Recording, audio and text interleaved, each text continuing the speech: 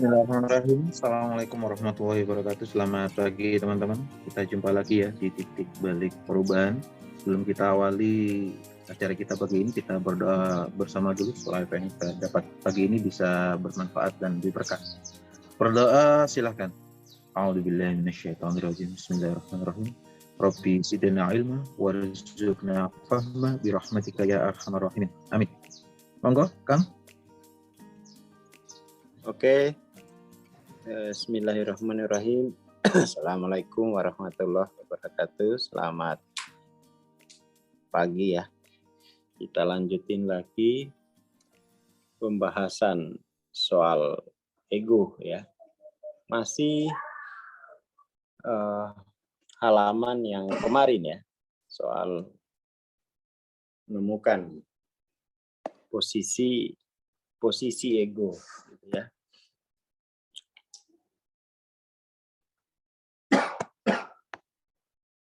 Mana tuh? Ini dia. Wah, udah kacau ini ya. Kata coret-coret. Kalau punya buku itu dicoret-coret. Atau beli yang apa namanya? Apa sih itu yang kuning itu ya? Kayak stabilo gitu. Kita cari lagi yang bagus ya. Kita cari yang bagus.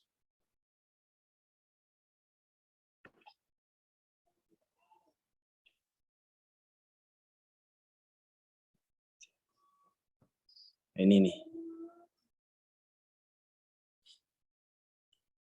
Ego bisa dianggap ya. Ego bisa dianggap sebagai serangkaian kebiasaan berpikir yang mengakar, yang merupakan hasil keterikatan pada medan energi tak kelihatan yang mendominasi kesadaran manusia.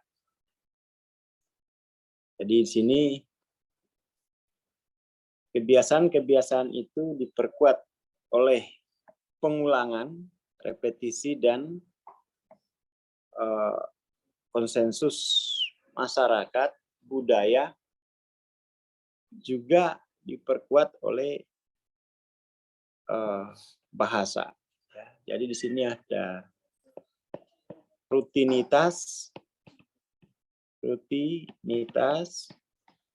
kemudian ada konsensus itu jadi budaya, ada bahasa. Ya. Berpikir dalam bahasa merupakan satu bentuk pemrograman diri. Ini semalam kita bahas sampai jam berapa semalam pernikahan, Pak? Sampai jam 1 malam ya. Dari jam 8 sampai jam 1 malam gitu ya, membahas soal budaya, rutinitas, kemudian bahasa. Penggunaan kata ganti aku sebagai subjek, oleh karena itu menyiratkan penyebab dari semua tindakan adalah kesalahan yang paling serius. Dan secara otomatis itu menciptakan dualitas subjek-objek. Maksudnya begini, kesalahan yang paling serius itu bahwa aku adalah penyebab dari semua tindakan. Kita kan suka merasa begitu itu. Nggak ada gue, nggak rame gitu kan. Nah, itu kesalahan paling serius. Kesalahan paling serius. Tapi mari kita lihat dulu ya, kita lihat sebenarnya kebiasaan seperti apa sih yang menumbuhkan ego? Budaya seperti apa? Bahasa seperti apa gitu. Jadi ini sebenarnya bisa kita satukan ya, rutinitas, kemudian budaya, lalu bahasa. Ketiga-tiganya ini dia memiliki akar logika ya. Akar logika. Setidak-tidaknya kan kita bahas dulu ya yang paling dekat. Logika itu ada yang logika anti apa namanya itu? Anti apa semalam, Far? Ada logika yang anti paradoks ya. Anti kontradiktif. Logika anti kontradiktif. Ada logika yang mampu menampung semua kontradiktif. Si Yanti. Jadi sebenarnya rutinitas budaya bahasa itu bisa kita lihat modelnya, ya bisa kita model. Ada logika anti kontradiktif, ada logika yang menampung semua kontradiktif atau paradoks. Ya kan? Nah, ego itu dia bekerja di balik logika anti kontradiktif. Logika anti kontradiktif itu gini. Jika P maka harus Q gitu ya. Jika P maka harus Q. Jadi misalnya gini. Jika Aswar laki-laki maka nggak mungkin feminim misalnya kan. Padahal kan namanya manusia itu bisa keduanya gitu. Bisa keduanya. Jika P maka Q gitu ya. Di sini kan jika P maka Q. Ini kan langsung menunjukkan bahwa P adalah penentu dari Q gitu kan. P adalah subjek yang mengakibatkan sesuatu pada Q. Berarti P ini adalah subjeknya, Q ini adalah objek yang terkenai dampak oleh perilakunya si P gitu ya. Itu namanya logika anti kontradiktif. Nggak mungkin dalam logika ini, nggak mungkin P yang subjek itu bisa sekaligus menjadi objek. Atau Q yang objek bisa sekaligus menjadi subjek. Itu kan? Dia harus polanya semacam ini. Logika semacam ini itu biasa disebut atau dikenal sebagai logika Aristotelian gitu ya. Aristotelian.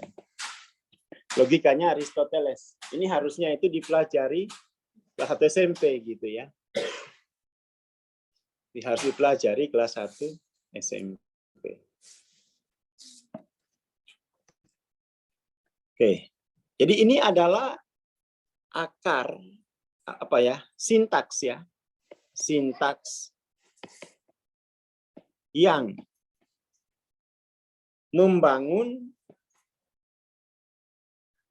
rutinitas budaya, kemudian bahasa,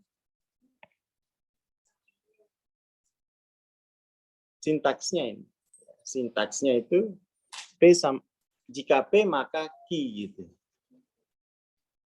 Jika P maka Q. Coba teman-teman temukan cara berpikir semacam ini dalam kehidupan sehari-hari. Ditemukan sendiri. Ditemukan pada dirinya. Maka inilah sintaks logik yang membangun rutinitas budaya dan bahasa Ananiah gitu ya. Seperti itu. Maka kemudian itu yang diperlukan adalah kita mesti keluar dari perangkap model logika semacam ini.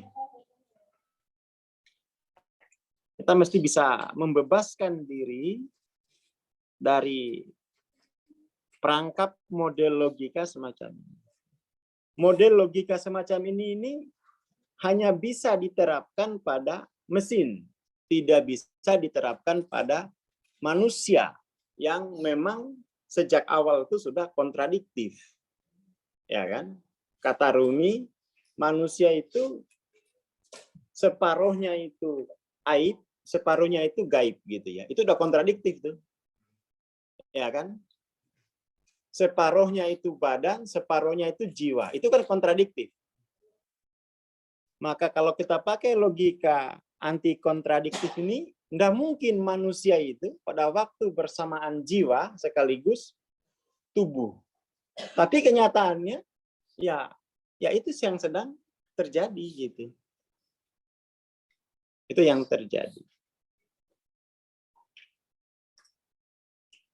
Jadi ini seperti itu.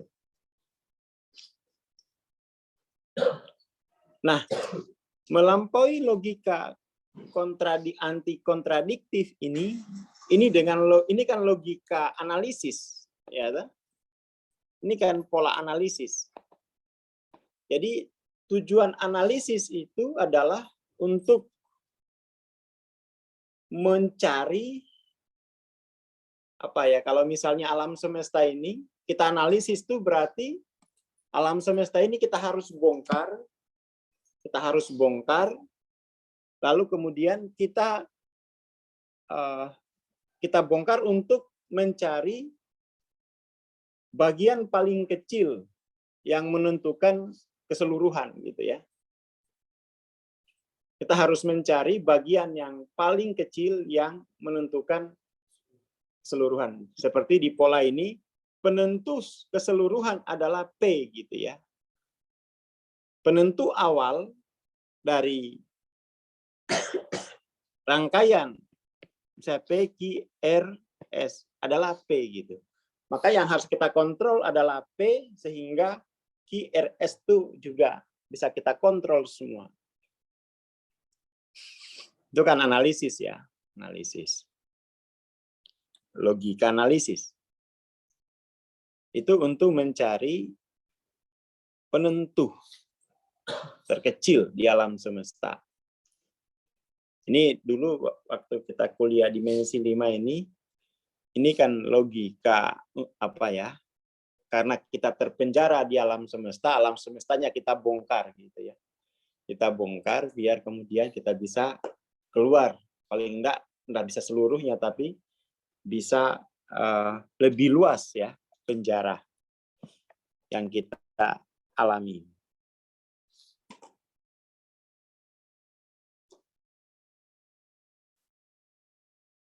Itu yang paling pokok.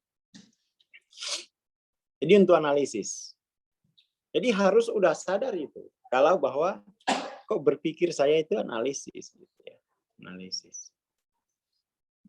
Analisis itu mensyaratkan ada jarak. Ya.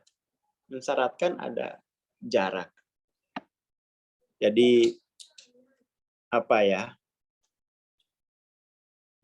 Dia harus berjarak gitu ya, harus berjarak dengan yang dianalisis. Jadi di situ ada pemisahan diri ya. Jadi logika anti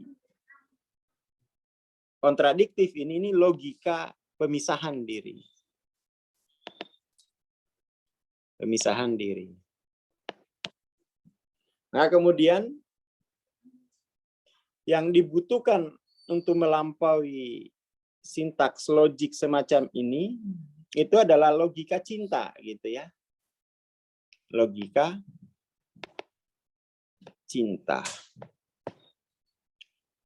Logika cinta itu adalah bahwa namanya pengalaman kemanusiaan itu selalu kontradiktif. Ada benci, ada rindu gitu kan.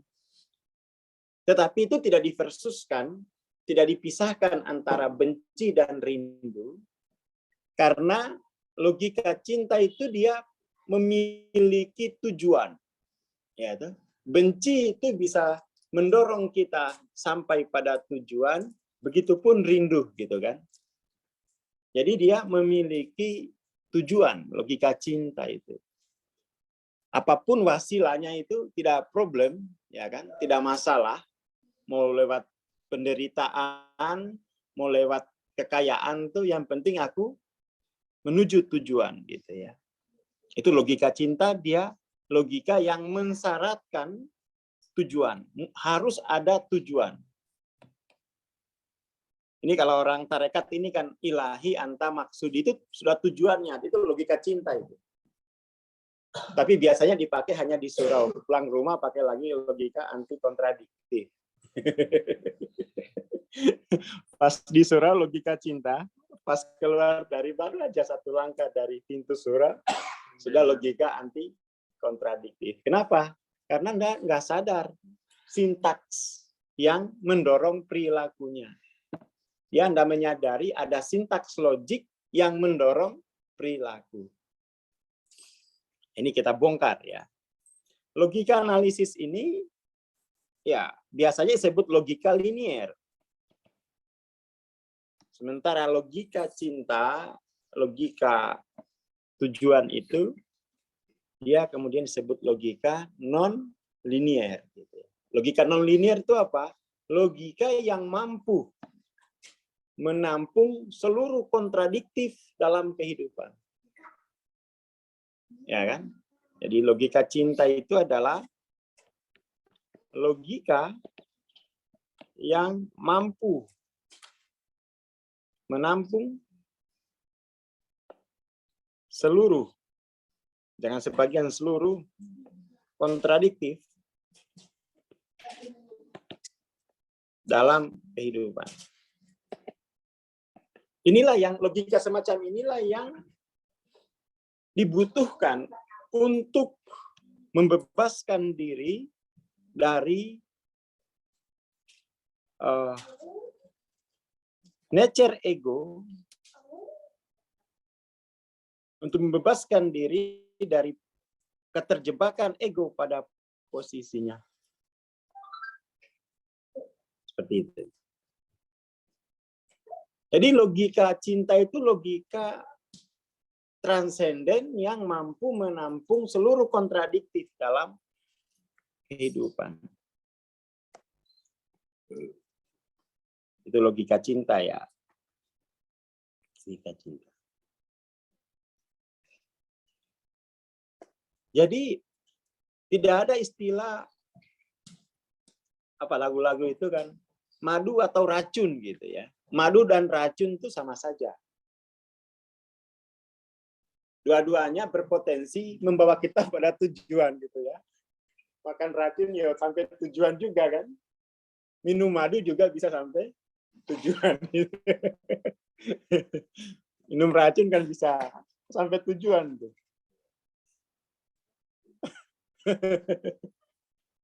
Begitupun dengan makan minum madu gitu ya. Jadi dia tidak ada kontradiktif. Tidak ada kontradiktif. Logika cinta itu dimulai dari apa? Dari penerimaan atas yang berbeda. Logika cinta itu dibangun dari tahap pertama, penerimaan atas yang berbeda.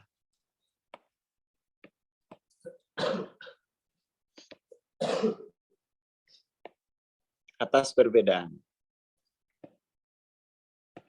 Sementara logika analisis itu dimulai dari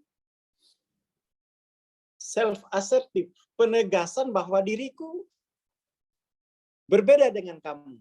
Ya, dia asertif ya, self-assertive. Dia hanya menegaskan dirinya tidak melihat orang lain atau pihak di luar dirinya sebagai sesuatu yang menguatkan posisi dirinya. Jadi penolakan atas yang lain. Penolakan atas yang lain. Atau mungkin bukan penolakan, tetapi mengobjektifkan yang lain. Ya, bentuk penolakan itu kan berarti yang lain itu harus diobjektifkan. Itu kan spirit dari apa namanya? Spirit penjajahan, spirit kolonialisme itu. Untuk memperbesar diriku, aku harus menjajah yang lain. Itu logika analisis. Jadi bukan kebetulan bahwa setelah apa namanya dunia Eropa ya, terutama Eropa dan atau Barat itu melakukan penjajahan setelah mereka berilmu gitu. Karena ilmunya didasarkan pada sintaks logik analisis, anti kontradiktif.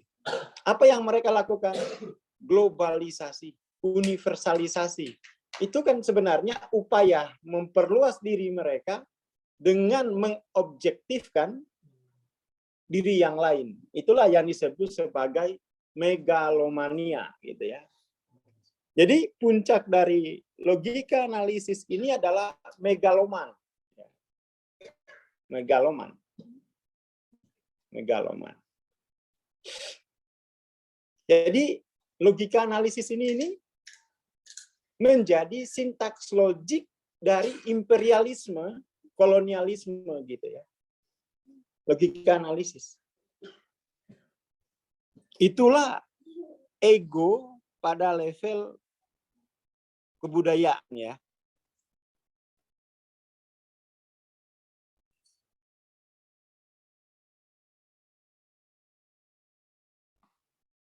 Itu poinnya.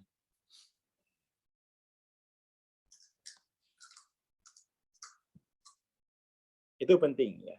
Jadi kalau teman-teman misalnya kok aku sering menganiaya anak-anak saya misalnya. Sering memarahin karyawan atau istri ya. Itu pasti pakai logika analisis. Puncak logika analisis itu adalah megaloman gitu ya. Makanya di awal-awal abad ya di akhir abad 20, di akhir abad 20, di awal abad 21 berarti Eropa dan Barat itu sudah tidak begitu lagi menyanjung logika analisis ini. Tahun 60 di Amerika ada gelombang apa namanya itu ya? Depresi budaya. Depresi budaya di mana anak-anak mudanya itu tidak lagi mengagumi kecanggihan analisis. Itu dulu ada istilah hippies, ya. Generasi hippies. Itu udah nggak usah lah ya. Kita nggak usah membaca buku disco-disco aja gitu ya. Disco-disco gitu, begadang ya. Itu juga di Indonesia ada ya kali ya. Hippies itu sehingga kemudian di-counterbalancing oleh Bank Roma, begadang jangan begadang gitu ya. Masalahnya adalah kalau di Barat itu dia begadang setelah berabad-abad membaca buku, melakukan analisis. Di sini itu analisis nggak bisa, begadang iya gitu kan. Jadi hanya ikut-ikutan saja hippies gitu. Baca buku filsafat ngantuk. Gitu kan. Jadi jangan ikut-ikutan dari Barat. Barat itu kalau dia melakukan ada budaya hippies karena sejak Renaissance mereka itu otaknya, saraf-sarafnya sudah terbiasa menghadapi buku-buku setebal batu bata gitu kan. Sementara kita hippiesnya doang tuh yang diambil, bukunya enggak pernah. Sama dengan era digital ini kan. Barat itu sebelum era digital mereka sudah lebih dulu terbiasa membaca buku-buku filsafat. Di sini tiba-tiba era digital. Kapan sih Indonesia punya budaya literasi? Budaya literasinya itu baru pemberantasan buta huruf, buta makna itu belum. Tahu-tahu era digital gitu kan. Jadi selalu tidak dipersiapkan oleh zaman ya. Indonesia itu kayak apes gitu ya. Orang lain sudah selesai budaya analisis, Lalu masuk budaya hipis itu kan semacam apa ya? Semacam kebudayaan tuh mengalami ya katakan istirahat ya. Jadi budaya hipis itu semacam istirahat dulu dari analisis kan. Di sini itu nggak pernah analisis, tapi langsung hipis gitu kan. Jadi kata Buya Hamka, mendahulukan istirahat sebelum kelelahan gitu. Itulah Indonesia tuh. Istirahat lebih dulu sebelum Aduh. Ngepur aslinya, Kang. Ngepur. Lah itu apa namanya? Itu coba nggak pernah baca buku sih. Nggak pernah baca. Itu saya baca Hamka itu SMP. Jadi kata Hamka, masyarakat kita ini mendahulukan istirahat sebelum lelah gitu ya. Itu bahasa lain dari pemalas. Nama keren dari pemalas. Itu makanya dibaca Buya Hamka. Kritik juga dulu sikap semacam itu gitu ya. Kalau Barat itu ya dia udah lelah dengan analisis berabad-abad. Mereka udah bikin roket, udah bikin kita bikin korket aja itu gosong gitu ya. Roket. Ya kan? Kalau Putin tuh ngucapin urah untuk apa namanya? Menyemangati. Untuk menyemangati, untuk menginvasi Rusia. Kalau kita itu buat konten gitu. Murah banget. Iya kan? Ya itulah. Jadi bangsa kita ini memang lucu sejak dulu gitu. Makanya dipelajari sejarah sejak dulu gitu. Lucu sejak dulu. Sejak zaman Buya Hamka itu udah mensinyalir masyarakat kita ini mengutamakan istirahat sebelum lelah. Baru dia bilang ini aku modern gitu karena sesuai dengan Barat. Lo Barat itu wow, ya inilah apa namanya setelah mereka analisis berabad-abad kan itu dari abad berapa tuh analisis. Renaissance kan 1000 berapa? 1200 kemudian mencapai puncaknya itu kan zamannya Descartes. Descartes itu berapa ya? 1600 ya. 1600 udah 4 abad analisis mereka. Ya, mereka ngambil jeda hipis itu tahun berapa hipis? 60-an lah ya. Setelah Perang Dunia II gitu. Jadi orang Barat tuh Eropa itu stres. Ternyata puncak dari analisis berabad-abad itu bikin bom nuklir untuk menghancurkan Jepang. Hitler membunuh orang Yahudi 6 juta gitu. Megaloman kan, megaloman. Lalu mereka mengambil waktu istirahat hipis tahun 80 budaya dari hipis mereka masuk ke spiritual sampai sekarang. Jadi itu mereka ada hipis itu sebentar gitu. Kalau kita kan dari dulu. Dari dulu. Mereka itu hipisnya hanya mungkin tahun 60 ke tahun 80, 20 tahun aja gitu. Makanya lagu-lagu apa ya, band-band musik yang apa namanya itu, yang keras itu bagian dari hipis sebenarnya. Tapi sekarang mereka tidak laku lagi itu. Mereka senang Leo Rojas, ya kan, Andre Riau, gitu-gitu, ya kan. Karena sejak tahun 80 mereka itu sudah masuk ke era spiritual gitu. Makanya sejarahnya dibaca gitu. Baca seluruh buku ya. Sejarah dunia itu dibaca. Coba lihat, Barat itu mulai ledakan spiritual itu tahun 79 gitu ya. Tahun 19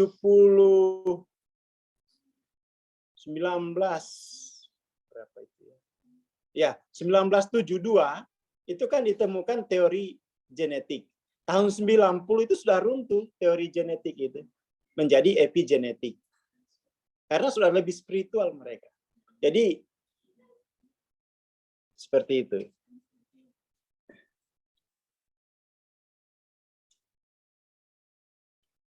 Nah ini. Hipis itu culture yang muncul di Amerika sekitar tahun 60-an. dibaca. Jadi itu semacam istirahatnya mereka setelah analisis 4 abad gitu ya. Istirahat mereka secara budaya. Kalau kita itu enggak, kerja sampai tipes. Ya kan? Coba dipelajari. Setelah hippies tahun 79 ya, itu kan meledak gerakan spiritualitas. Orang-orang semacam Bruce Lipton, Hawking, itu mereka dimulai karirnya itu tahun 65, inilah masuk ke 70-an gitu. Mulai membangun. 79 mereka sudah mulai tahu arah spiritual itu bagaimana. Ya kan? Jadi di barat itu ada budayanya itu diwarnai oleh dua kelompok. Kelompok filsuf, kalau filsuf sejak abad 20 memang sudah mengkritisi analitis ini. Bahkan sejak kemunculannya. Jadi sejak awal tuh Descartes tuh sudah dikritisi oleh Blaise Pascal gitu ya. Pascal itu sejak awal tidak setuju dengan hegemoni analitis ini. Jadi sejak awal muncul sebenarnya sudah dikritisi oleh Blaise Pascal. Tapi kurang kuat gitu ya. Jadi kalau teman-teman Blaise Pascal itu apa? Kalau nyuci mobil ada hidrolik itu punya Pascal tuh ya. Punya Pascal. Itu sejak awal dia sudah mengusulkan logika cinta dibanding logika analisis. Itu Pascal. Makanya dia mendorong dari dalam kan, naik ke atas. Logika cinta kan semacam itu. Memanfaatkan. Logika cinta. Cinta itu ya walaupun kecil dia bisa mengangkat yang berat gitu ya. Itu logika cinta. Jadi di barat itu ruh zaman itu dikreasi oleh dua ini sekarang tuh dua kelompok, para filsuf dan para ilmuwan. Beda antara filsuf dengan ilmuwan gitu. Jadi baca buku itu, oh ini filsuf nih, ini ilmuwan, dibedain raknya. Kalau kita kan hanya baca Nikita Mirjani, ya enggak ada yang mewarnai ruh peradaban kita. Vicky Prasetyo gitu-gitu, Sang Gladiator gitu ya. Yang kayak begitu yang ya. Bagaimana kemudian egonya bisa lepas? Ya, tuh. Kalau barat itu dua geng ini yang mewarnai ruh zaman. Ya. Di sini itu enggak jelas siapa yang mewarnai. Enggak jelas. Paling yang warnai sekarang itu Denis Siregar, Abu Janda gitu ya. Kayak gitu-gitu doang tuh. Nggak jelas siapa yang mewarnai ruh zaman masyarakat Indonesia.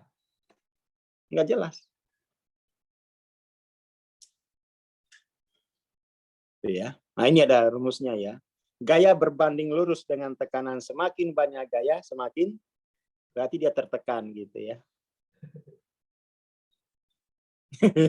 Jadi memang rumusnya Blaise Pascal ini gaya kontemplatif, jangan banyak gaya ya, tapi banyak merenung gitu. Ya itu ada ceritanya tuh ya Pascal. Dia sejak awal yang menolak logikanya Descartes gitu ya. 1000 berapa sih? 1700 lah ya Pascal tuh kayak. Coba dicari Pascal biar tahu sejarahnya, jangan ingat Ayang aja, terlalu pendek ingatannya, diputus Ayang tahun lalu, enggak ke Pascal segala gitu. Ya kan? Iya, ingatannya terlalu pendek. Itu kan ciri-ciri anti kontradiktif, enggak mau yang masa lampau. Ya, atau maunya yang kemarin-kemarin aja gitu yang masih hangat. Itu kan ciri-ciri masyarakat Indonesia. Lihat saja rak bukunya. Buku-buku yang 10 tahun lalu itu sudah tidak ada lagi di Gramedia. Dia selalu menyajikan buku yang masih hangat. Habis itu hilang gitu. Tapi kalau Barat, saya masih sempat membeli buku tahun 1800. Masih ada mereka. Saya masih beli hari ini. Gitu. Boro-boro 1.800 wong 5 tahun yang lalu itu di Gramedia sudah nggak ada raknya.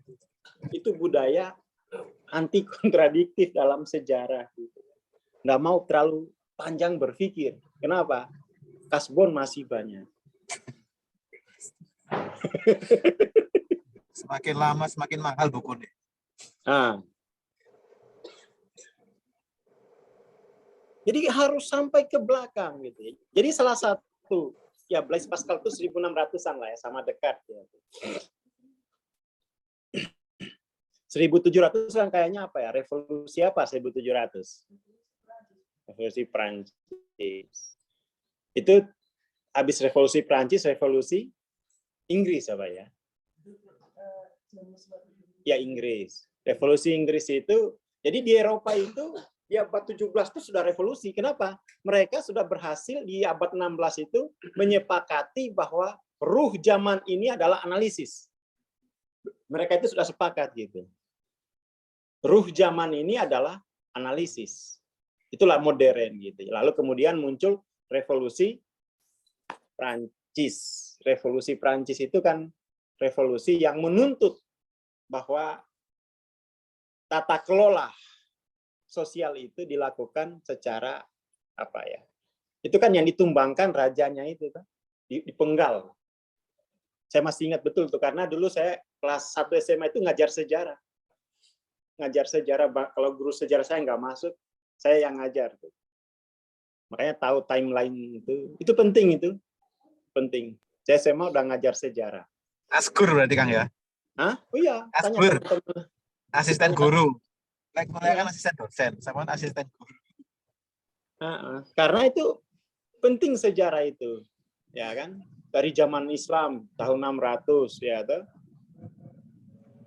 Terus kemudian ya dimulai dari situlah. Kan kita beragama Islam tuh. Dimulai dari sebelum Islam kan ada lagi itu, ya atau nabi-nabi. Di situ yang bikin kuat sejarah gitu.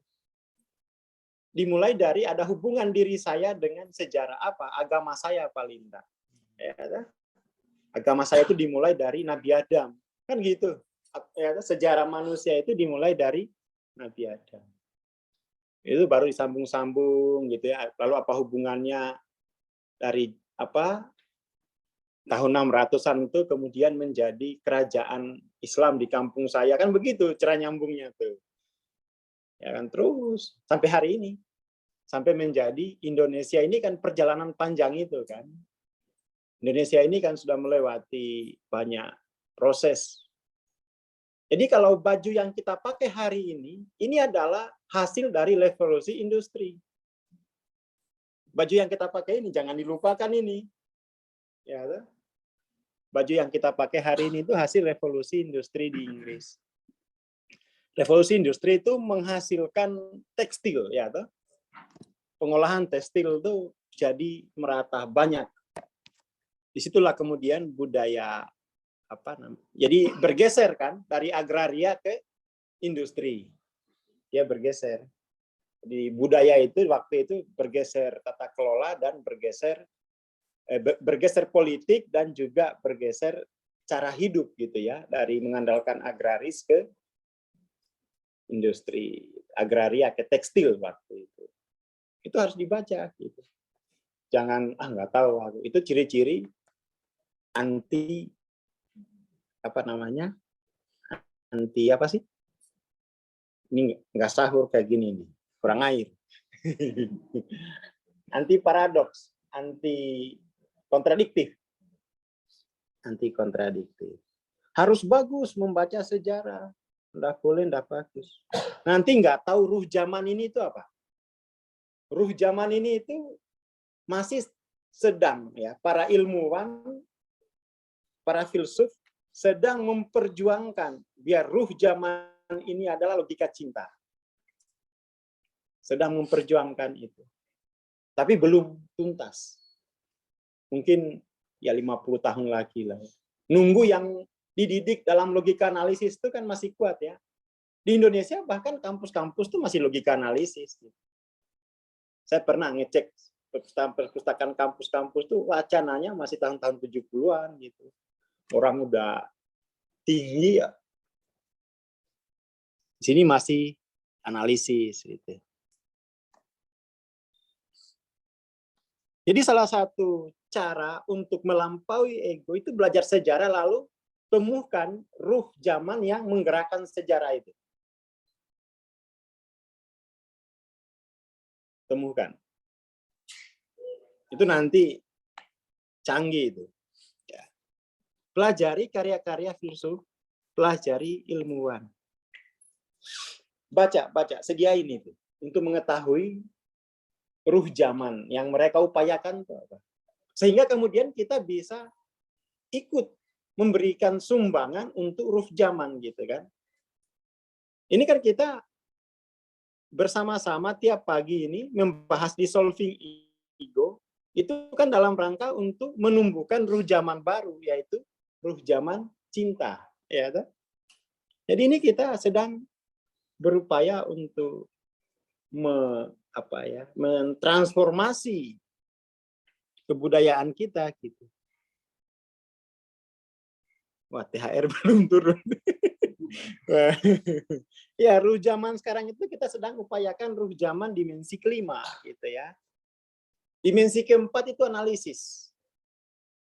Dan itu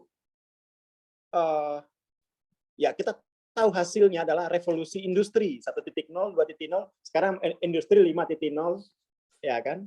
Masyarakat 1.0, sekarang itu masyarakat 4.0. Kalau industri sudah 5.0. Lebih cepat industri daripada masyarakat. Makanya ada isu disrupsi teknologi, masyarakat akan terdisrupsi oleh teknologi. Iya iyalah.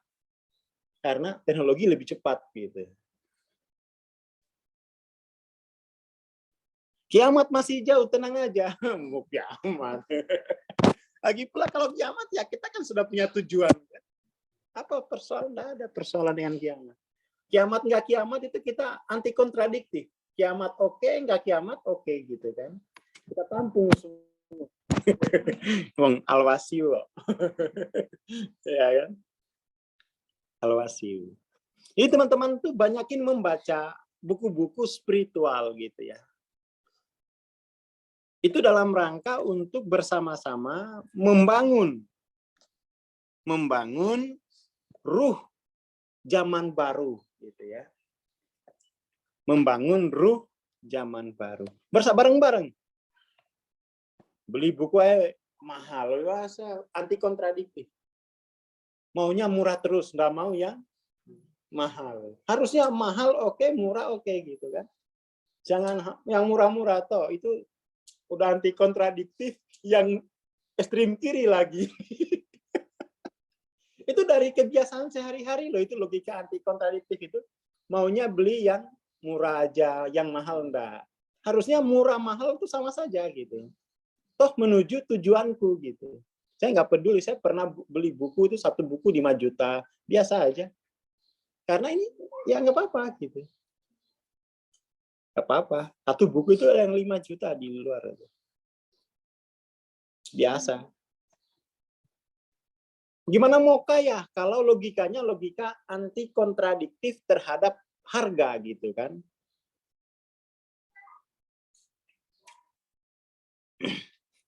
Ya kan? Bagaimana mau kaya? Belanjanya di Pasar Loak, nggak pernah ke Plaza Senayan. Soalnya parkirnya aja itu sama dengan harga baju.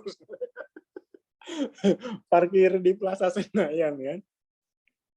Itu mallnya mertuanya Syahrini, harus tahu sejarahnya itu kan. Sampai Syahrini segala.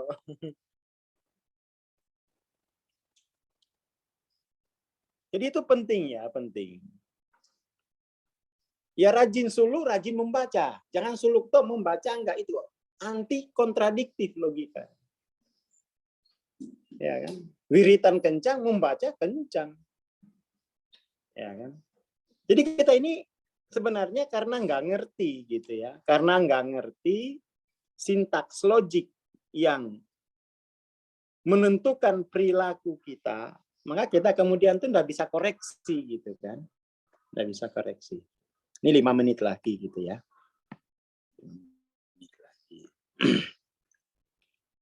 Jadi itu, ayo kita berpotensi loh. untuk menyumbangkan ruh zaman ke seluruh dunia, berpotensi. Kalau masyarakatnya, karena kita ini masih halus saraf-sarafnya itu. Kalau Barat itu mau pindah ke cinta itu lama, karena 4 abad dilatih untuk analisis. Kalau kita kan belum dipakai sama sekali. Belum dipakai. Oh, itu kita bisa mengungguli itu. The power of origin, masih origin. Utai didol sih larang kan. Hah? Utai lek didol larang, sik katal digawe. Tapi itu menguntungkan karena itu tidak terlalu lama gitu. Untuk menumbuhkan, karena masih origin gitu kan. Nggak pernah diisi gitu.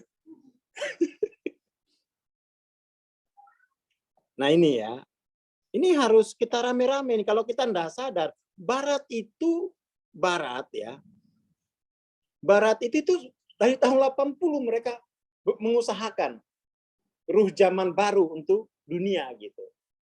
Dan mereka itu yang sponsori adalah para ilmuwan dan para filsuf. Kita ini saya kira berpotensi melampaui mereka. Kenapa? Kita punya wahyu kok. Wahyu itu kan logika anti kontradiktif. Ya kan? Dunia wal akhirat itu kan anti kontradiktif. Ya kan? Surga dan neraka itu anti kontradiktif gitu. Itu kita kalau mampu membaca ruh zaman, kita yang bantu mereka, bukan kita lagi yang disubsidi oleh pemikiran filsuf dan ilmuwan. Makanya saya bersemangat itu, bersemangat sekali. Saya ingin bantu juga gitu ya, ingin bantu menyumbangkan ruh zaman. Oh iya kan, itu kan anu ya, ruh zaman itu besar itu, satu era, satu masa, satu planet kan, satu planet.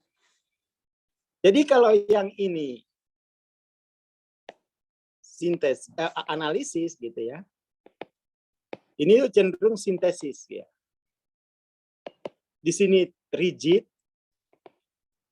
di sini itu apa? Rigid itu lawannya apa tuh?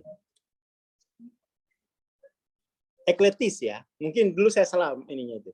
Rigid itu lawannya ekletis. Lentur gitu ya, lentur. Al-Wasiyu ini harus di sini ini.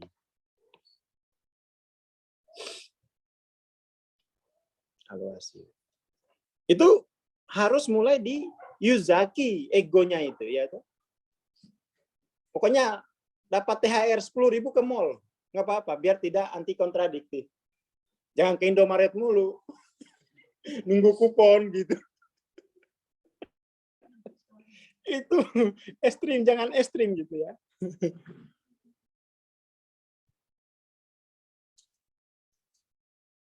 Ya ini masih dimensi 3 membaca buku, nggak apa-apa membaca buku terus. Baca buku terus. Pokoknya uangnya beliin buku.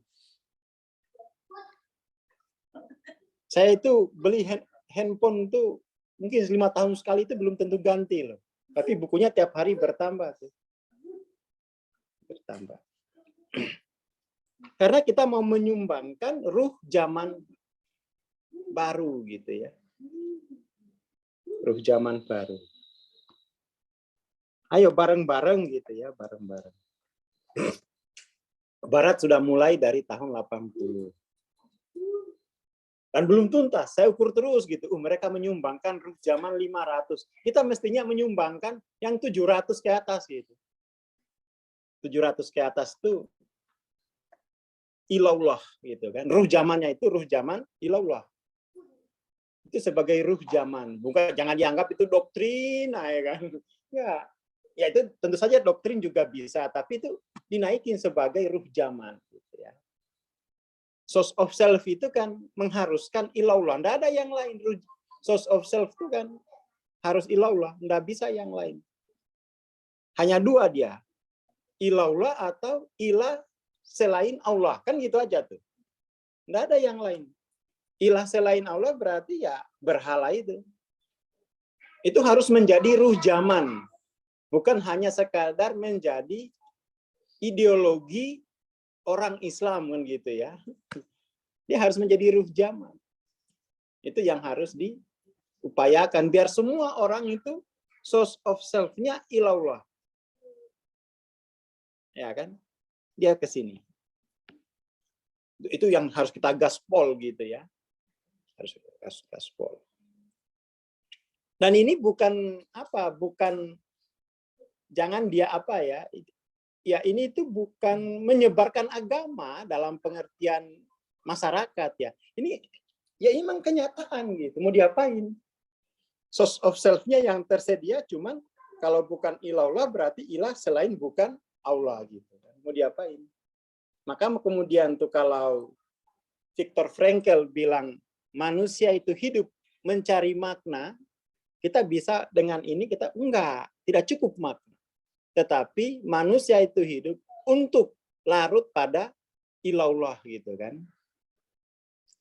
Jadi manusia mencari source of self yang sejati. Ya kan? Source of self yang sejati.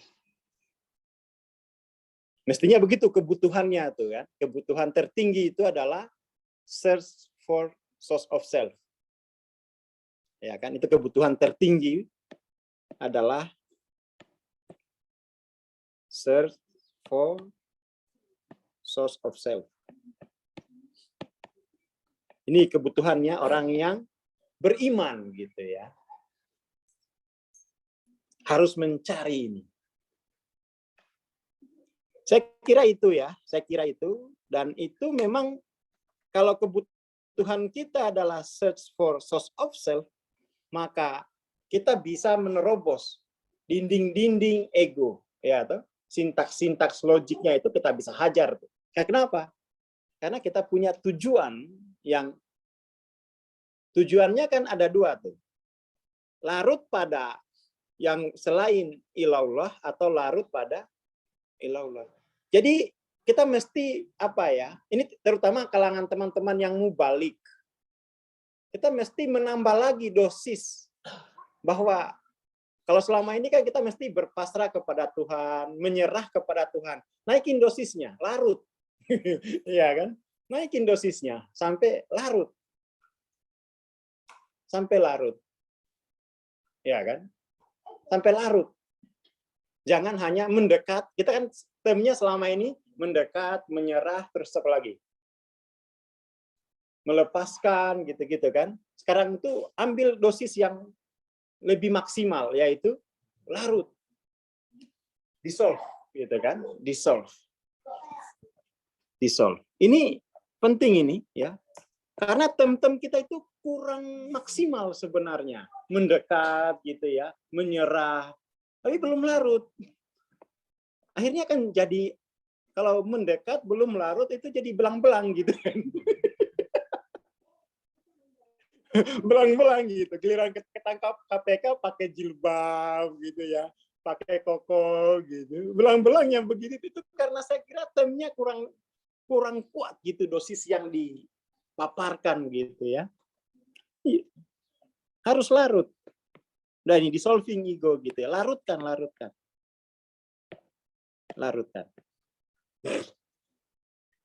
Dan kita jadi tahu gitu.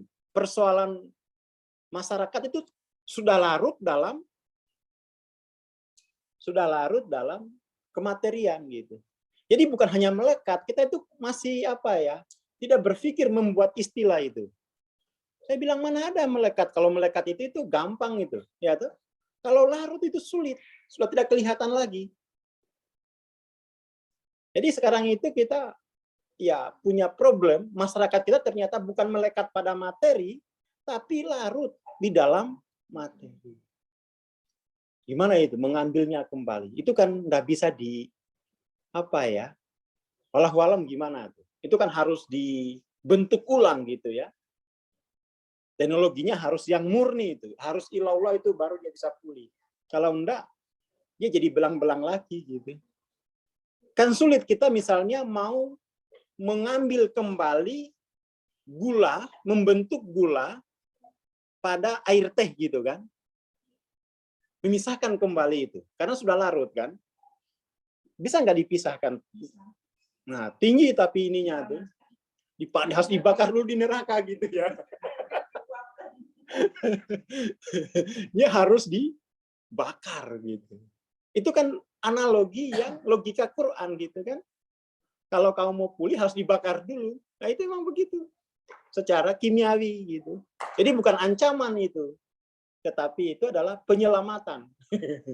Penyelamatan gitu ya. Di-solve. Karena udah di-solve.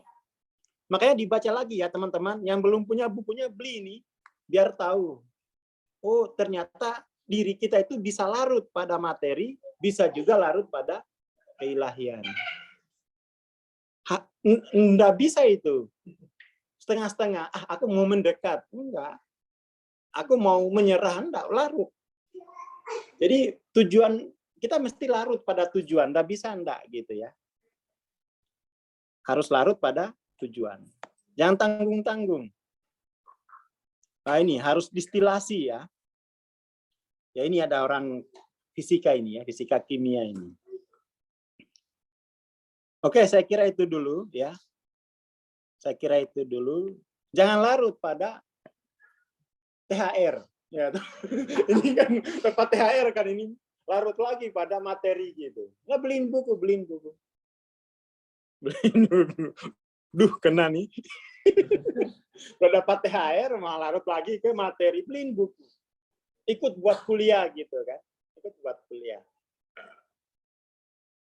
Jakat mall ya, jakatnya ke mall. Aduh. Iya, waktunya jakatnya ke mall gitu ya. Beliin buku, beliin buku. Ganti arah ruhnya itu kan. Beliin buku. Beliin buku. Revolusi tekstil itu sudah selesai gitu kan. Sekarang revolusi putih, buku. Saya aja itu walaupun ada yang jual buku itu saya beli aja gitu. Kenapa? Itu industri loh itu. Industri yang harus dibangun gitu. Amerika itu kan orang terkayanya jualan buku kan. Ya kalau kita masih tuan takur yang masih memperebutkan apa? Ladang minyak di Palembang, di Sumatera, kelapa sawit gitu-gitu. Masih kayak gitu tuh cara berpikirnya. Orang Amerika enggak, buku. Ya, buku. Enggak lagi melihat minyak itu sebagai sumber kekayaan. Ya kan mereka sudah melihat informasi sebagai sumber kekayaan gitu. Kalau ini memang kita ini kalau jauh, ayo langsung serbu buku ya. Amazon kalau bisa. Ini puyeng bacanya Amazon. Beli buku, beli buku. Rubah gerak budaya itu, rubah. Ya, rubah. Jadi nanti liburan Lebaran ini berapa hari liburannya tuh? Minimal baca 3 buku gitu. Saya aja udah mempersiapkan tuh. Selama Lebaran seminggu itu saya udah pesan 2 buku tebal. Mungkin sekitar 1000 halaman tuh buat di kantor baca-baca gitu. Harus disiapin. Lebarannya ngapain? Baca buku. Ini ada kue, ini itu nanti lah itu gampang gitu ya. Disiapin buku yang akan diselesaikan selama musim Lebaran ini. Disiapin 2 buku paling enggak ya. Jadi matiin kuota udah, enggak ada lagi kuota-kuota baca buku. Saya udah siapin tuh 2 ya. Udah siapin 2 besar, tebal. Jurnal, bacanya jurnal udah dipesan sama Jenny kemarin 2 itu. Ya. Jadi kita itu kalau Lebaran tuh yang diperagakan tuh baju baru, kue baru, panci baru kalau di kampung saya. Iya, kalau di kampung saya Lebaran ini semua yang baru itu panci, dandang, kompor tuh dikeluarin gitu. Nanti habis Lebaran dimasukin lagi baru. Harusnya koleksi buku baru, ya kan? Harusnya koleksi buku baru. Itu yang diperagakan gitu. Ini itu kita larut dalam materi gitu, larut. Saya kira itu ya. Mari kita persiapkan diri kita untuk menjadi ruh dari zaman baru. Assalamualaikum warahmatullahi wabarakatuh.